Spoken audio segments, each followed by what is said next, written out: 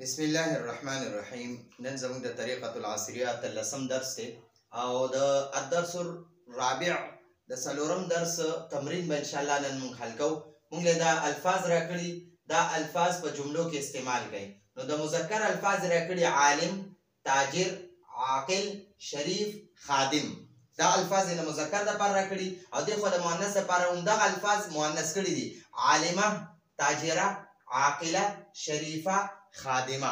دا الفاظ راکړي وای دا په جملو کې استعمال کړي. نو اول بر مذکر دا استعمال کو، دلته موږ لیکلي دي هذا عالم. عالم وای په جملو کې استعمال کړي. نو هذا اسم اشاره مولا لګولا دا او عالم عالم دی.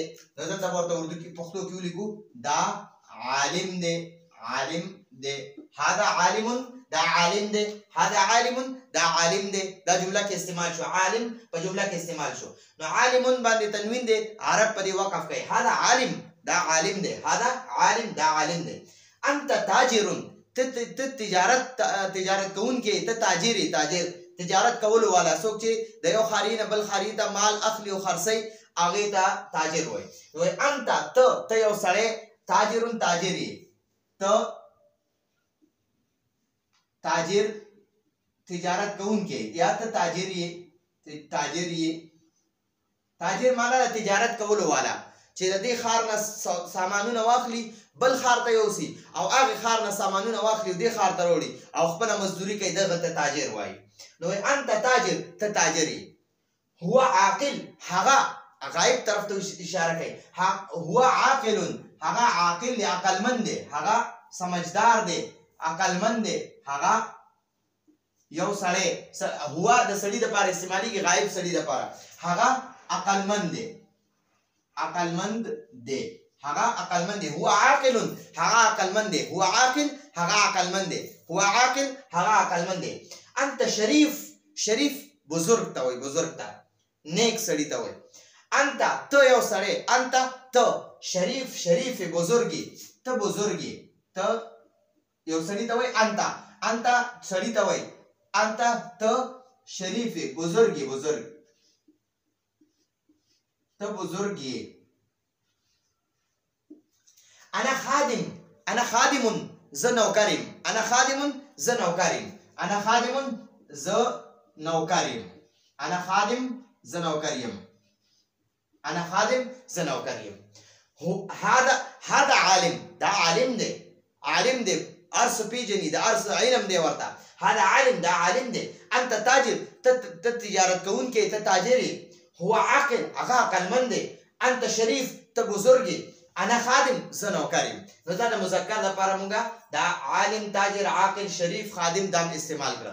اوس موږ له مؤنث لپاره راکړي دي عالمتون، تاجرتون، عاقلتون، شریفتون، خادمتون. دا وایي تاسو دا الفاظ راکړي د مؤنث دا وایي تاسو په جملو کې استعمال کړئ. نو عالمه دا عالمه مؤنث سره د هغې لپاره بیا هذه راوړئ. ٹھیک شو؟ هذه اسم اشاره، هذه د مؤنث لپاره او هذا د مذکر لپاره وي. نو هذه عالمتون، دا یو عالمه ده، دا یو په هر څه باندې پوهه ښځه ده. دا ښځه عالمه ده. هذه عالمتون، دا عالمه ده، عالمه ده.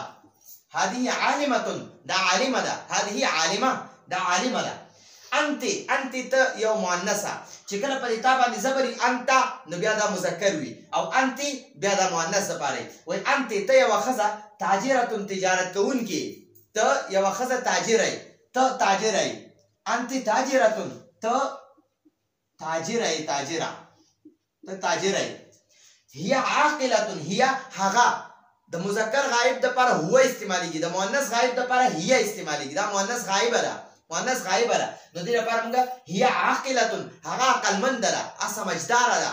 هي عاقلتون، هغه عقلمند ده، هغه عقلمند ده، هغه عقلمند ده.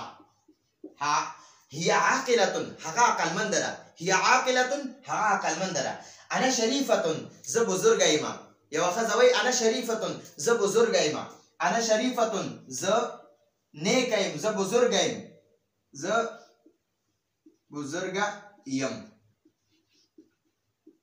او هذه خادمه دا نوکره ده هذه خادمه دا یو نوکره ده هذه اسم اشاره مؤنث لپاره استعمالي او خادمه دا ګول تا چې پکې وي دا ټول د مؤنث لپاره وي ښه نو چې کوم د مؤنث لپاره یې هغې لپاره به اسم اشاره هذه راوړي او د انت ضمیر به والله انتې راوړي د هو د مذکر لپاره هي د مؤنث لپاره انا د مذکر او مؤنث دواړو لپاره او هذه د مؤنث نږدې لپاره نو هذه خادمه دا یو نوکره ده هذه خادمه دا نوکره ده